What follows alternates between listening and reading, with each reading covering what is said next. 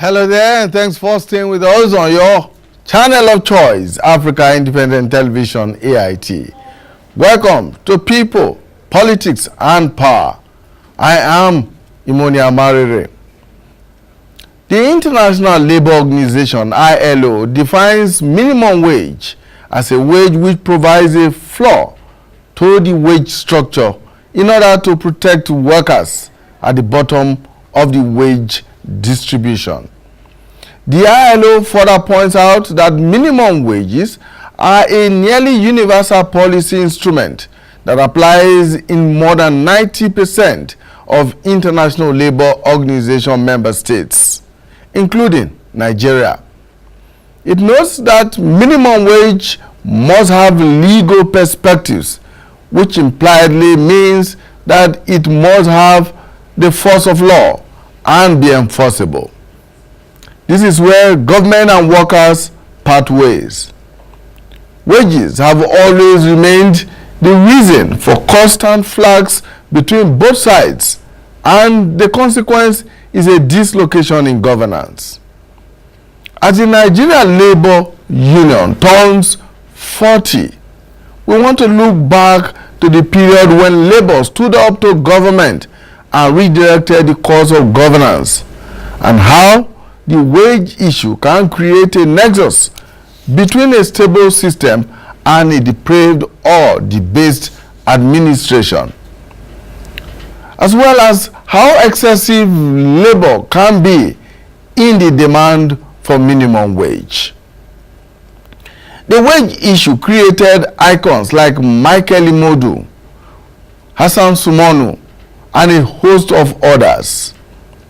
In the not too distant past, Adams Oshomole was shot into national prominence and over wage issues. In their days, they looked government in the face and created a discomfiture in governance. These are just reflections. Certainly, there is a link between good or bad, which happens to be functions official for government. The need to interrogate the principle behind the minimum wage, its benefits and challenges, shall engage our attention on the program today. The wage issue we always recall when the cost of living is going through the roof, and this is when the tenacity of labor is most tested. That is the situation we are in today as a country.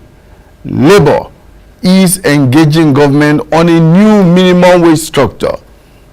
The big issue that has arisen in line with the current debate on restructuring is whether there is any wisdom in having a uniform wage structure across the country. The problem that goes with that is the financial wherewithal of each of the states to pay. Now, as Labour marks 40 years of existence, we have set for ourselves the task of examining how preeminent labor is in governance. What is the capacity of the workforce to redirect the governance process?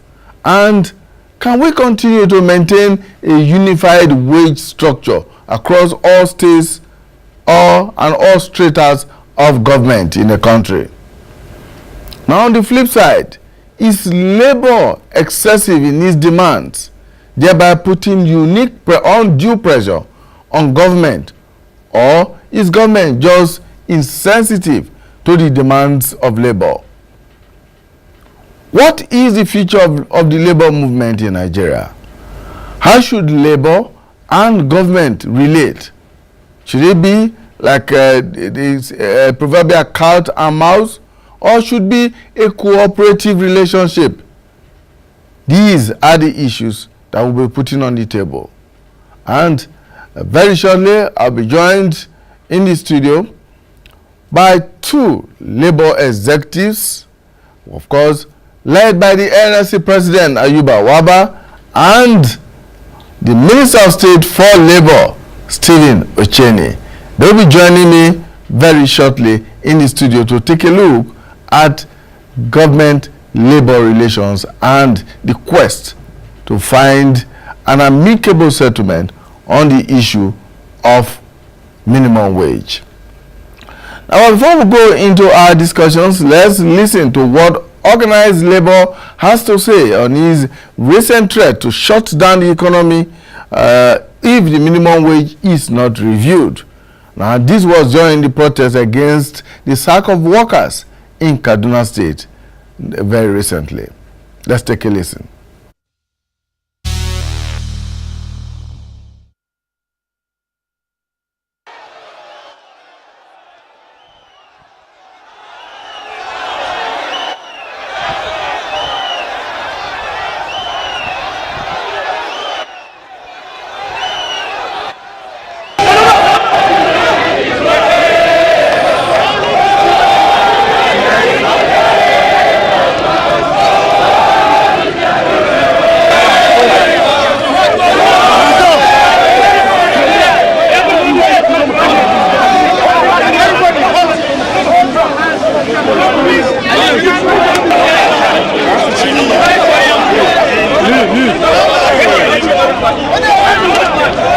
And they cannot address without this.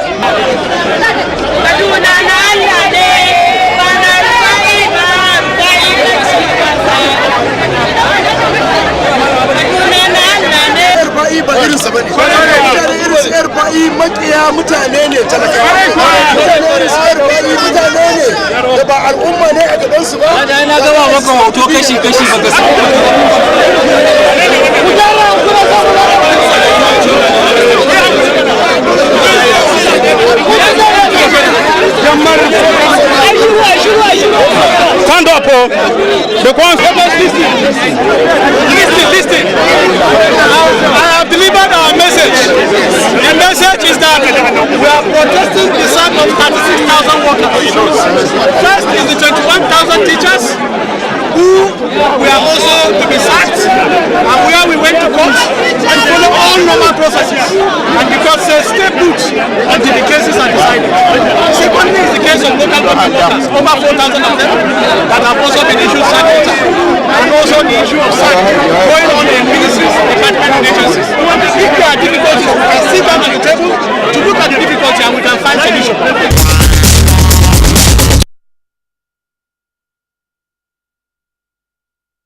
NSC President Wabade at the rally in Kaduna recently over the sack of workers there, restating the labor's position on minimum wage.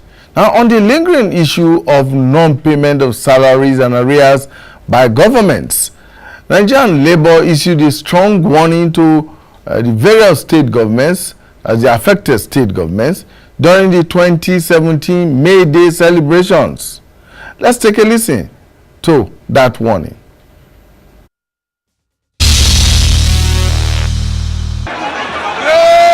Nigerian workers!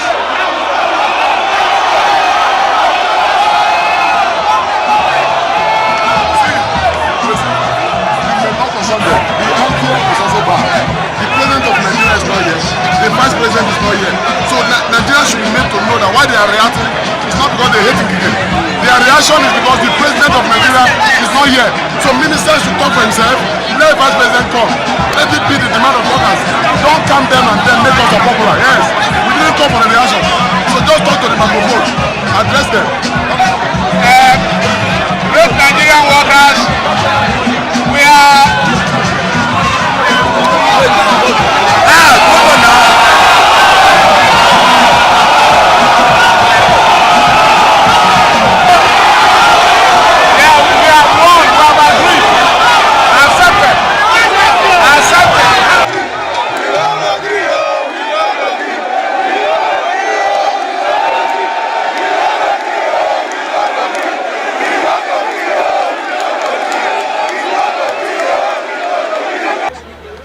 We have done little by way of achievement, and we know that we can do more to carry Nigerians and Nigerian workers from their current predicament. The economy is on the downturn. We are always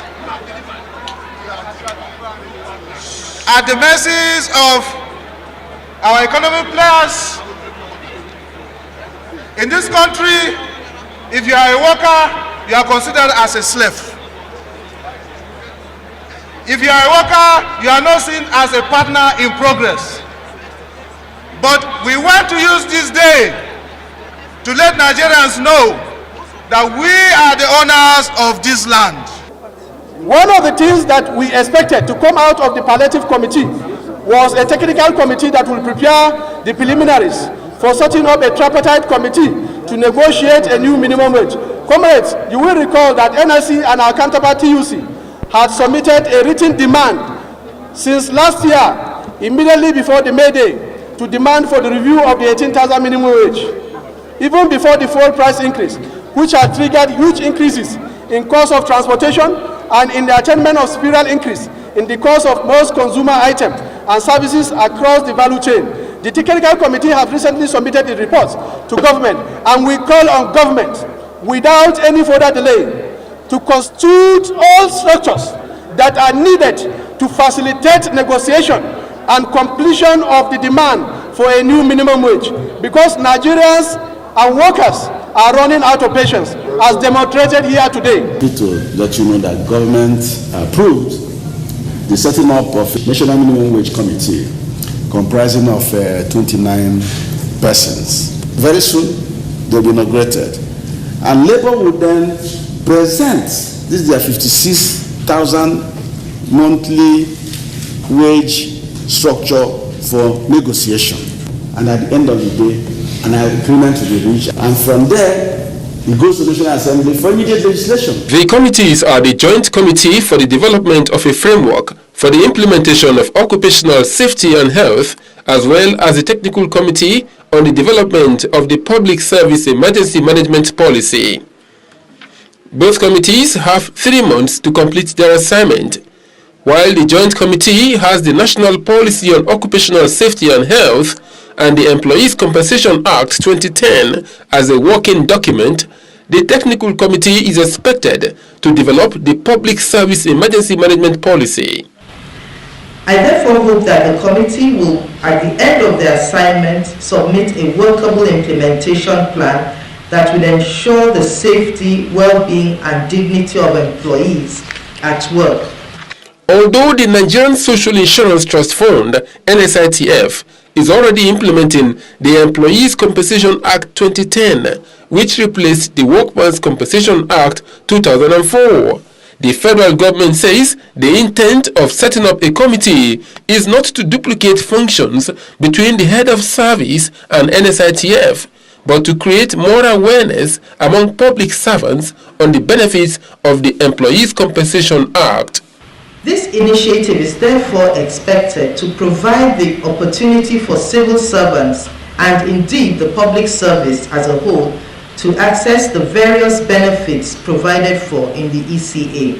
Because the office is mandated to take care of civil servants, and we're there to do whatever we can to ensure the well-being of federal civil servants.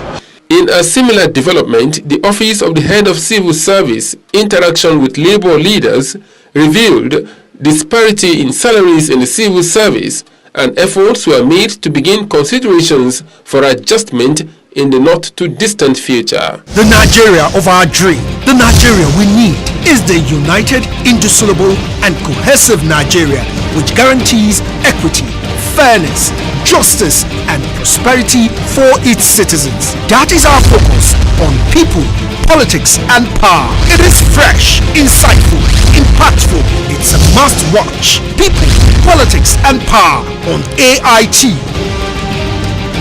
Join us to build bridges of unity. Thank you very much for staying with us. It's, of course, people, politics, and power. And you recall that in our opening statements, we referred to some icons of the trade union movement in Nigeria. We talked about the likes of Pa Michael Imodu and, of course, Comrade Hassan Sumono. It's our pleasure to host Comrade Hassan Sumonu. Comrade Sumonu was the founding president of the Nigeria Labour Congress, NLC, and thereafter moved on to the continental level to become president of the Organization of African Trade Unions. It was across the country, and he was a dad for decades as president of OATU. Secretary General, I beg your pardon, of OATU for decades. It's our pleasure to welcome you to the studio. Thank you so much. It's nice to be here. And also joining Comrade Sumonu is the president of the Nigeria Labour Congress, Ayuba Waba. Thank you so much. Thank you very much. Thank you. Gentlemen, congratulations on the 40th anniversary of the NLC. Let's take a look back, comrade, and see how it was, how arduous, how strenuous it was for you at that time to put together the Nigeria Labour Congress, given the against the backdrop of the fact that before then there were various trade centers in Nigeria. Well, it was not easy, but we have to thank God for assisting us, because it was we have a proverb at home that says that the head of an elephant is too big for a small boy to carry. It was like that, but for the grace of God and the cooperation of our members. We were young, we were energetic, and we were daring. And we didn't, whether you say daredevil, we were, because, and we also had the grace of our founding fathers who are still around, like Pa Imodu, the late Pa Imodu, Labour leader number 1.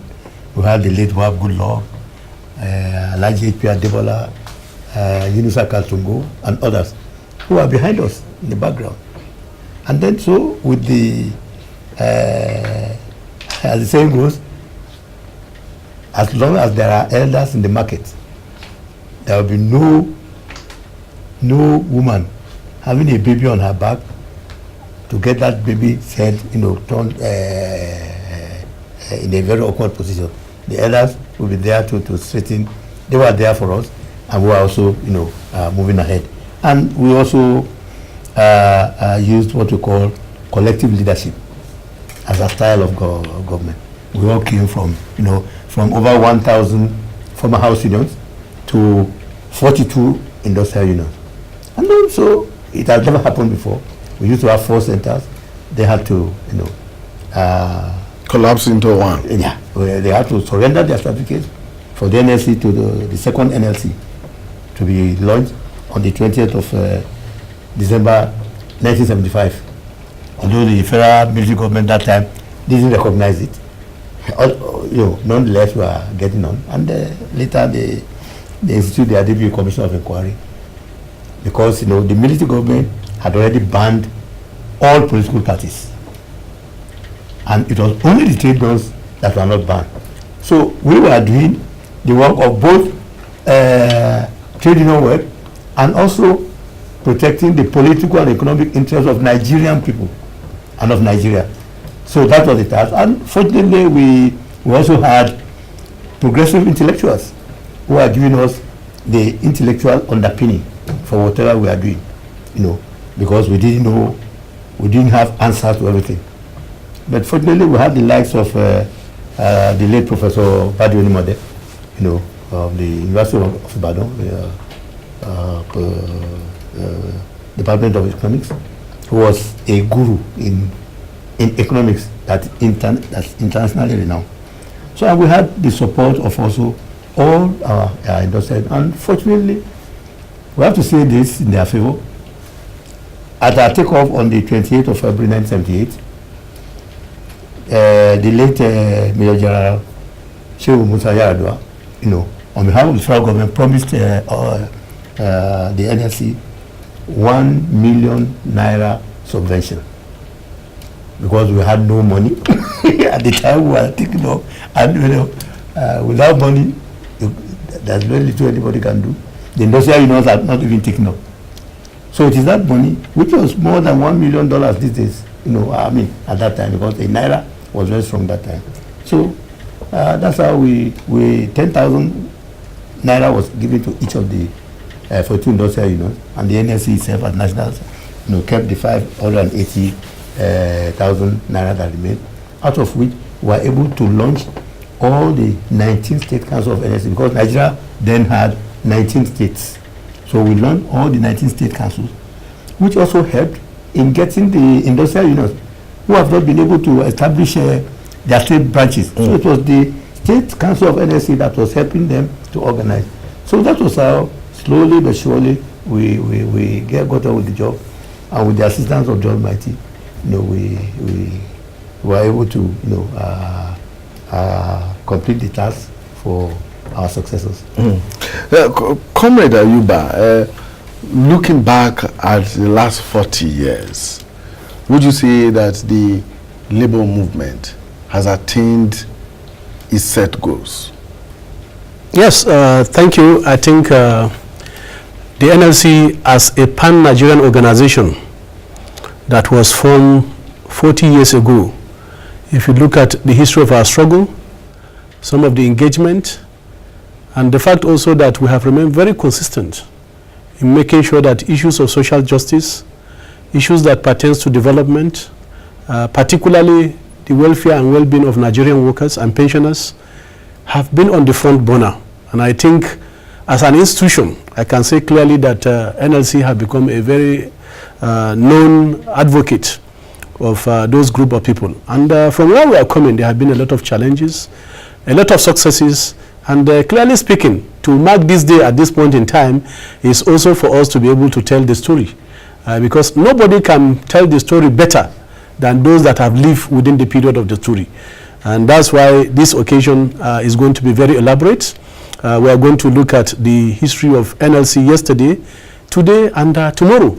But importantly also looking at the issue of the unity of the country, and importantly also issues of social justice.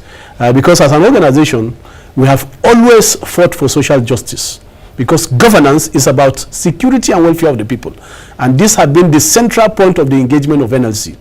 Let me clearly say that looking at the years and the changing period and the dynamics in the system, clearly speaking, we have a lot of history that needed to be put into context, and to also document the struggle and travails of NLC in all the struggles that we have been able to do from 1978 to today, very numerous of them. And I think also part of why we are celebrating this occasion is also to x-ray ourselves, x-ray our movement, look at the various successes, because there are also new dynamics in the world of work that we need to capture and we need to also take on board. But importantly, as Hassan Somonu said, is also to recognize and appreciate the contribution of our founding fathers. From labor leader number 1 to himself, and also to the last person that I was able to hand over the baton to.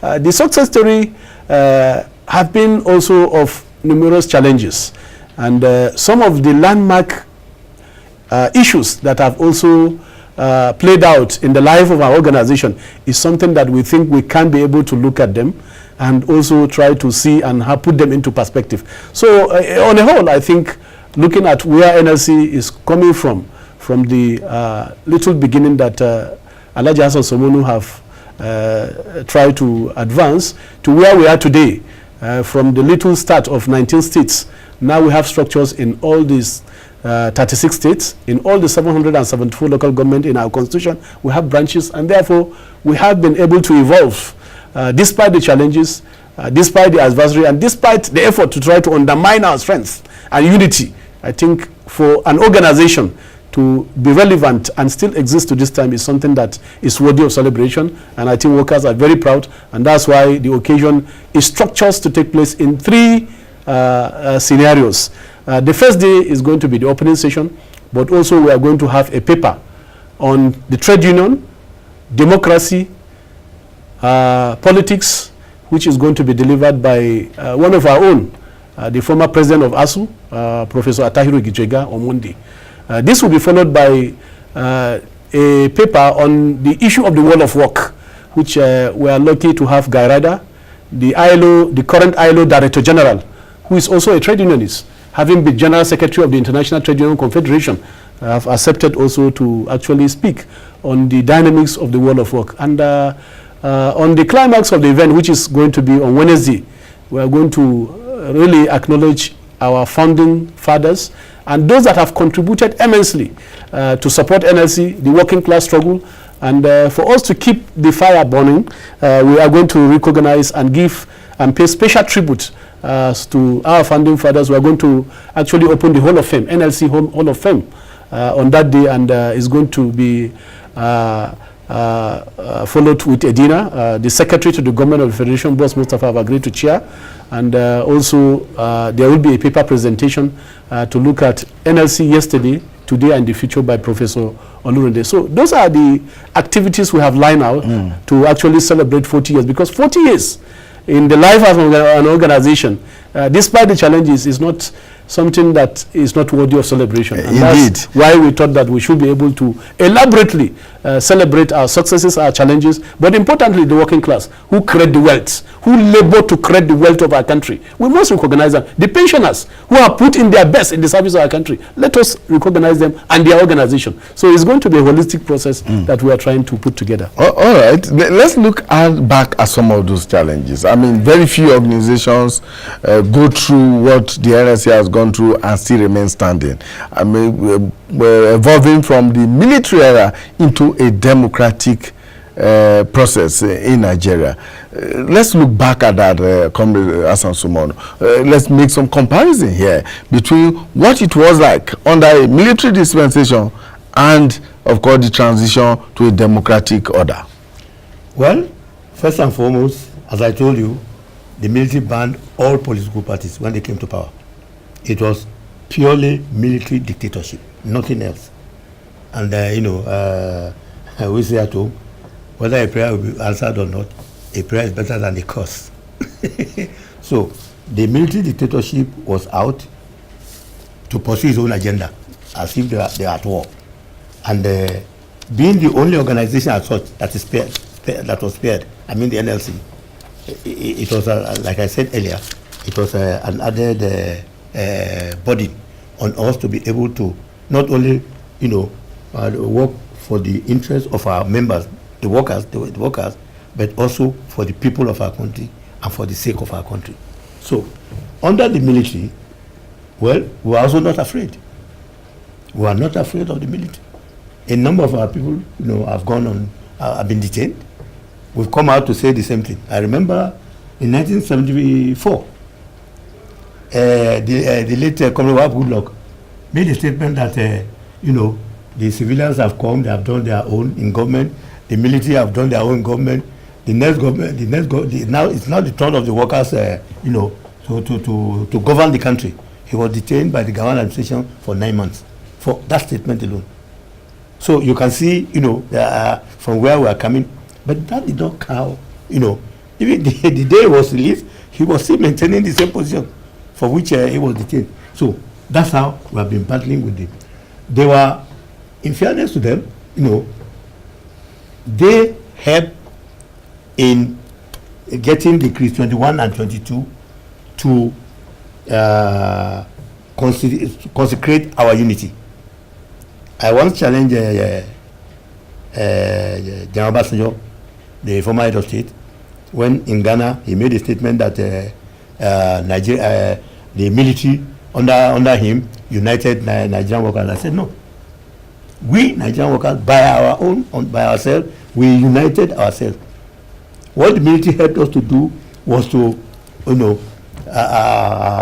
make legal that unity through decrees 21 and 22 and this thing they did to us. So they didn't unite us. We united ourselves. And then as a result, the struggle continued. When they wanted to, I think my colleague, Comrade Waba, will elaborate on that. We started the anti-structural adjustment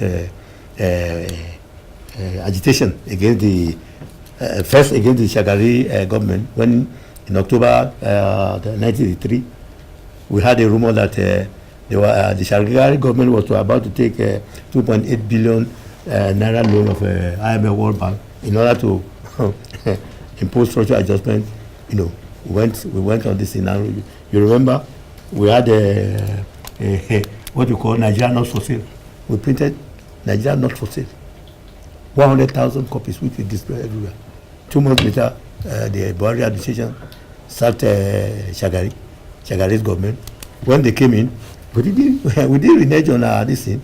We wanted Nigeria to be democratic, to be united, to be socially and economically strong, and to also continue to insist on social justice and to make social development the foundation for economic development. Not selling everything that we have under this new liberal agenda, which they have been trying to foster on us as far back as the 1980s. Now, if you look at this critically, you see that the issue of minimum wage has always been there with the labor movement and government over the years. And at each turn, it has had to take a struggle by the labor movement to get governments to always bend over backwards and agree to some measure of increase in the minimum wage. It is still there today. The NSC is still championing that cause today. Take us through that process. Why is it that you think that governments do not always want to hear of increase in workers' wages? Thank you very much. First, let me start by saying that under Alhaji Hassan Sumunu in 1981, we won the battle for the first minimum wage, which was around 125 naira, which was then equivalent to $200. This is very instructive so that we know where we are and the dynamics in the whole issue. And since then, it has been through our collective effort and struggle that employers and government will review the minimum wage, despite the fact that very clear indices, including empirical data, point to the fact that the economic situation has changed, the purchasing power of workers has been reduced to virtually nothing, and also look at the exchange rate. I'm telling you that as far back as 1981, 125 naira minimum wage was equivalent to $200. Today, 18,000 naira is equivalent to less than $50. That is why the demand is very apt, and that's why workers and unions will continue to agitate for minimum wage review. You have seen through a lot of neoliberal policies, there have been continuous effort to devalue our currency from the 80s, when it was almost 1 naira to the dollar, or even one naira was higher than the dollar, to what we have today, 360 naira to the dollar. So with these dynamics and the cost of living index, it becomes obvious, and that is why we have this understanding and agreement that every 5 years, let us look at the indices, let us look at the value, and let us review the minimum wage. It was an agreed principle, and this is supported by 2 international conventions. Convention 131 of the ILO, which prescribed a minimum wage setting mechanism within every country. So on our own part, we have continued to ensure that this fundamental right of workers and pensioners, because the Constitution also provides, once you review the minimum wage, pensioners' earning will also be reviewed. Presently, there are states in Nigeria that pay pensioners 5,000. What can 5,000 do in the present Nigeria? Certainly, it cannot even take them to a day or a week. This is the reality. Buy medicines for them. So there is no employer or government that is Father Christmas. And that's why the unions are there. That's why the Constitution have envisaged this. That Section 40 provides that workers and pensioners, for the purpose of defending their interests and rights, have a right to belong to a trade union. It's a fundamental right. Because no employer is Father Christmas.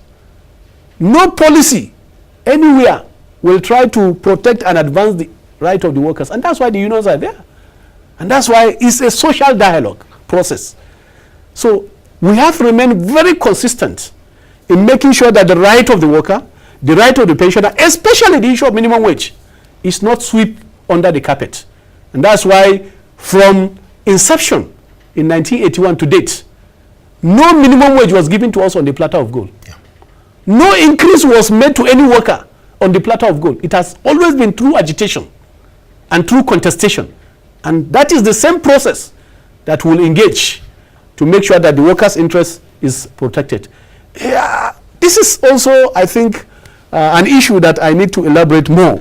You know, there have been some misconception recently, especially from a panel report recently that tried to recommend that the minimum wage should be removed from the exclusive list. I think they don't understand the principle.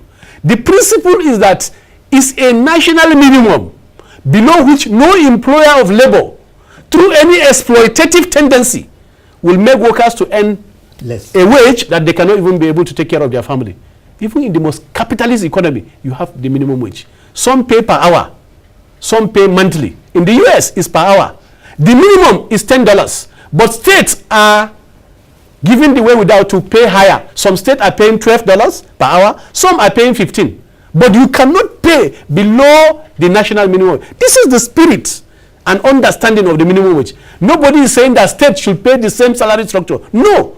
So when our colleagues from the political elites are now saying remove minimum wage, then who fix minimum wage for the organized private sector or even for individuals? This is the principle. And therefore, if we understand the principle, then we will find the way and means to try to advance this issue. So it's something that we are very passionate about. It's a battle that we are on. We thank God the president have constituted the minimum wage negotiating committee. The tripartite committee. The tripartite committee. Yes. We have had 2 meetings.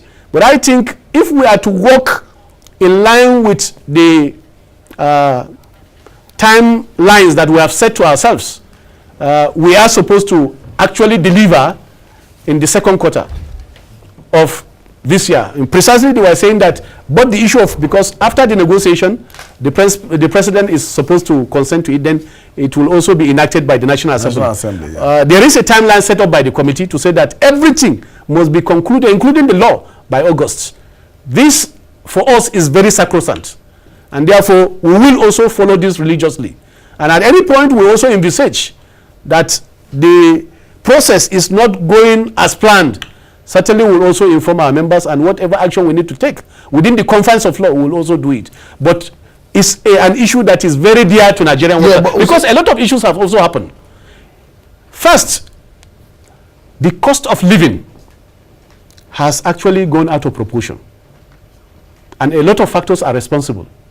One is because we are mainly an import-dependent nation.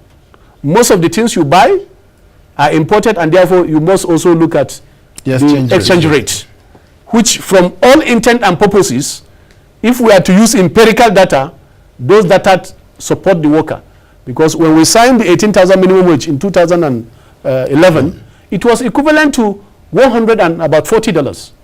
But today, what is the value of 18,000? It's not to all of us. 2, a lot of services also have gone up. Take, for instance, rent. Because a very important commodity that determines the price of other services is oil and gas.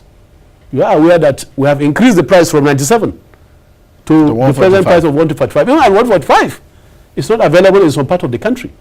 And therefore, it's very clear that the cost of goods and services, including rent, have gone up.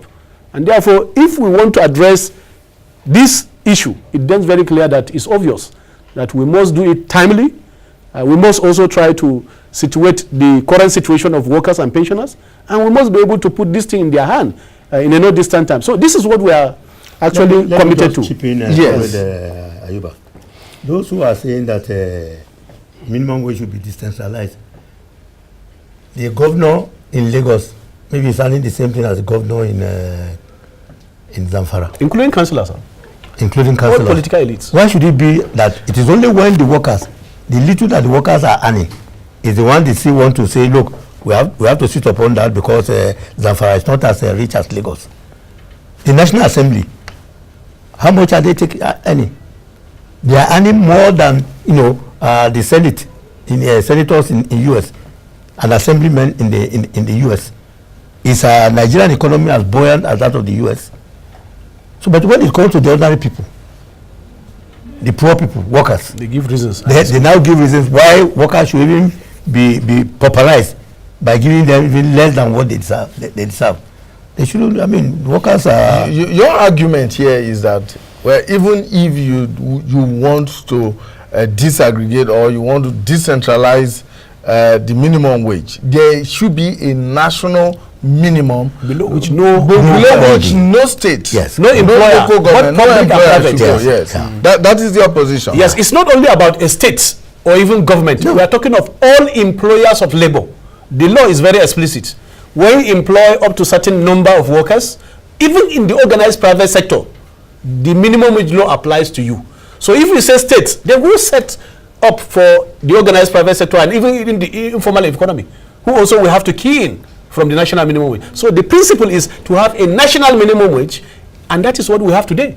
We have 18,000 minimum wage. There are states that are paying higher than that. Yeah. Yes. Cross River State is paying higher than that. Edo State is paying 25,000 as minimum wage. They can only pay higher, but you can't pay lower. And to reinforce what Alhaji Sobonu have said, when it comes to the issue of workers and pensioners, they will say ability to pay. But in their own case, all political elites, their salary and earning is set by Revenue Mobilization and Fiscal Commission centrally.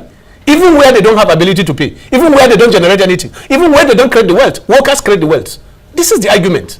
And therefore, it's like having two systems in place. That's animal farm. And that's against social justice. Yes. Comrade Sumondo, let's benefit from your experience at the continental level. Yeah. I mean, from Nigeria, you moved to OATU, and for several years you were 26 years. Yeah. Yes, of Secretary Secretary General of OATU. Yeah. Now, let's look at the African continent. What is the situation as far as minimum wage is concerned? Is there, or are there certain things that we can take away from the practice in the larger at the continental level that we can domesticate here in Nigeria? Look, the minimum wage law is set by each country because it's a law, and through tripartite discussion, government, employers, and workers. They sit down, they look at all the gamut of the economy, and then decide to fix. And once fixed, everybody complies. So below that, you can't go, as Comrade Ayuba said. You can either increase. Lagos can decide to increase because it's about the wealthiest, the fifth largest economy in Africa. It can raise it as much as it can, but it can't go below. So those who are arguing that they should go below, they are the ones who are the enemies of Nigerian workers, who are the enemies of the other people of Nigeria, who are those who don't want social justice in the country. And with the new government's this on tax revenue and mobilization of tax, because Nigeria, we are the least taxpayers in the whole continent. We don't pay tax. The rich don't pay tax. It's not a poor the workers who are engaged, who pay as you earn. The big people who have all the property and so on and so forth, they are not paying the tax that is commensurate with what they have and what they earn. And as such, minimum wage is like some sort of social leveler in a case to bring workers out of poverty into prosperity in a way, in accordance with the work they are doing, in order to also bring social justice to the people. Just to add to that, what Alhaji Sobonu said, within the context of Africa and even globally, a lot of countries have the mechanism to review their minimum wage. Some do it on a yearly basis, like Ghana. They look at the inflation rate, and therefore they will try to adjust to make sure that that inflation is taken care of. Kenya have just reviewed their own. South Africa have just reviewed their own. So many countries around the world, even President Trump was talking about reviewing the minimum wage. You remember when Obama came, in the mix of recession, what he did was to increase the minimum wage because he needed to have money in the hands of people. That's the money that actually keeps the economy going. It's disposable income. Any money you pay the worker and the pensioner, it's a disposable income. That's what stimulates the economy because they'll be buying and selling and buying.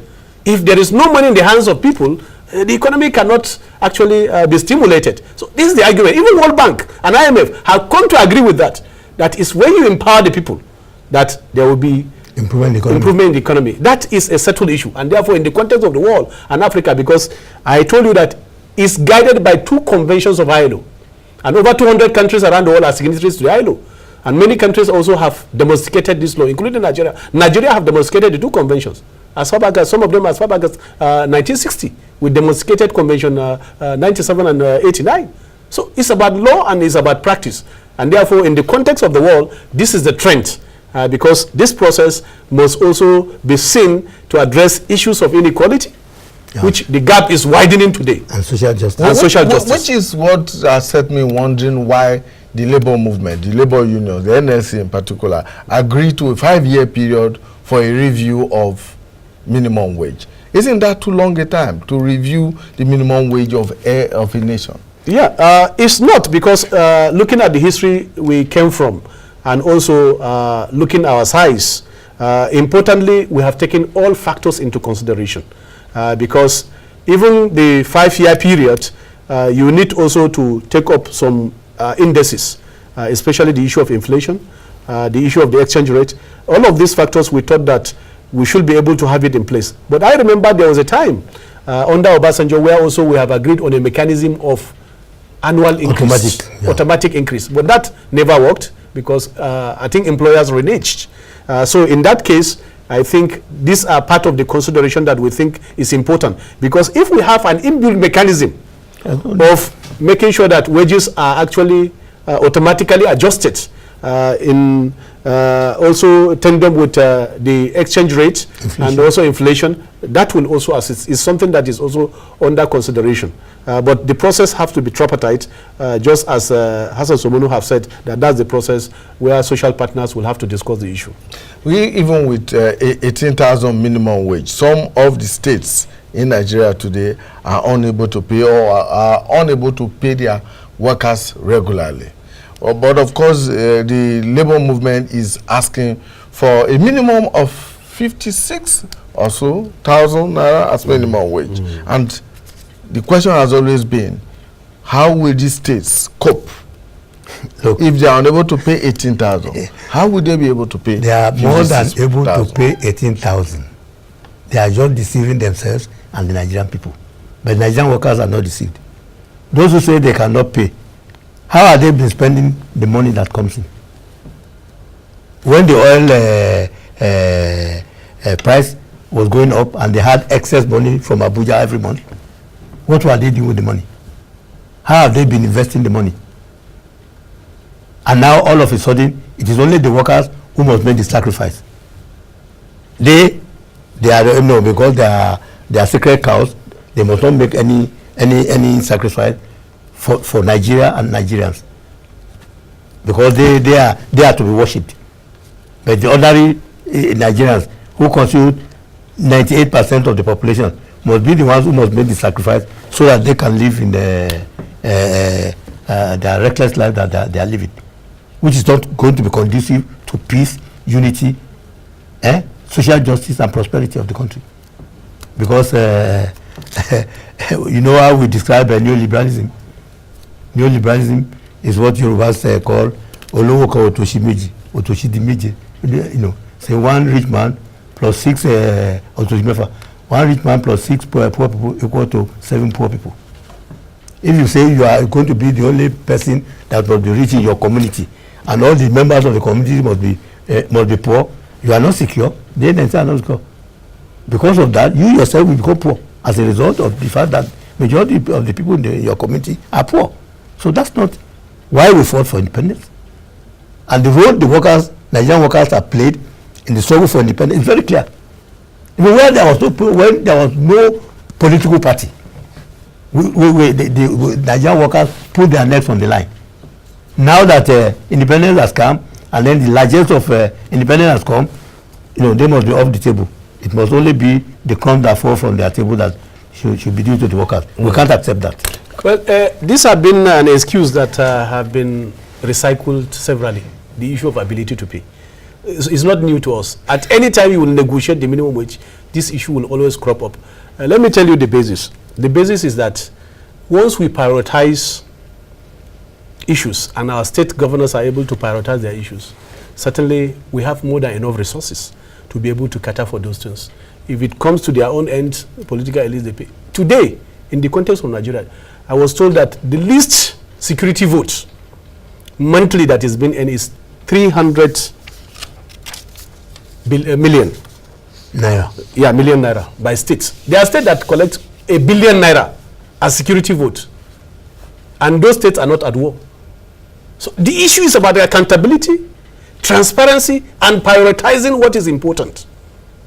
We have enormous resources, and that's why states, we have looked at the issue critically. States that are paying salary as and when due, it's not because they collect the highest revenue. No, it's because they prioritize. Yes. And I've given that example severally. State like Jigawa, if you retire today, you get your gratuity the next day. There are states that have not paid, like that have not paid gratuity for the past 12, 15 years. Yet they collect revenue that we know is higher. So it's about priority. And therefore, it's an excuse that we also, when we reach the bridge, we'll be able to engage those issues. So clearly speaking, it's not justification for worker to be paid slave wage, a wage that cannot take him to his next destination. 18,000. What is transportation today in Abuja? You know. If you are living in the hinterland, because no worker can also stay in the city center. If you are to pay transport, is it enough to pay your transport 18,000? How much is a bag of rice? How much is school fees? Let me give you one sad commentary. 3 weeks ago, I was to go to Maiduguri, but I couldn't get my flight, and I had to do a condolence. I went by road. Between Damaturu and Maiduguri, as I was going, a military checkpoint recognized me, and they gave me my compliment. One of them, a corporal, approached me. His salary is 46,000 naira. He has 3 kids in school. He pays their school fees. The 3 kids, the least he could pay is 18,000. How much is remaining? He said, this minimum wage, please fight for us. They gave me escort from that point on to Maiduguri. That's to tell you how important and central this issue is. It's not something that should be trivialized. And therefore, we must look at it from the perspective of paying a worker for him actually to render service. Those are people that are giving their best. They are in the front line. I was so touched. And that's why the commitment that we will put into this endeavor to make sure that those workers that are in the front line, so that we can have peace, we should be able to fight for them. That's the reality. So this is the story. We will hear the story of those real workers that are affected. Thank you very much. I wish the NLC a very happy 40th anniversary celebrations. Thank you. And we look forward to possibly having you here again after the celebrations to share your experiences. We have had with us Comrade Hassan Sumonu, founding president of the Nigeria Labour Congress. The Nigeria Labour Congress is 40 years old, and he moved on from there to become the Secretary General of the Organization of African Trade Union Unity, OATU. He was there for over 2 decades. Making Nigeria proud and making Nigeria Labour proud at the continental level. Thank you so much for joining us. And of course, the current president of the NLC, Comrade Ayuba Waba, has also joined us to take a look at the NLC at 40 and of course the struggles of the working class in Nigeria. Thank you very much. I wish all our millions of workers around the world a happy 40th anniversary. Thank you very much. And that's our program for today. Please join us again when we bring you a fresh edition of the program. And of course, you can look us all up on all our social media platforms and get to watch any of the episodes of People, Politics and Power. I am Imoni Amarere. Do have yourself a wonderful day for the rest of today. Bye for now.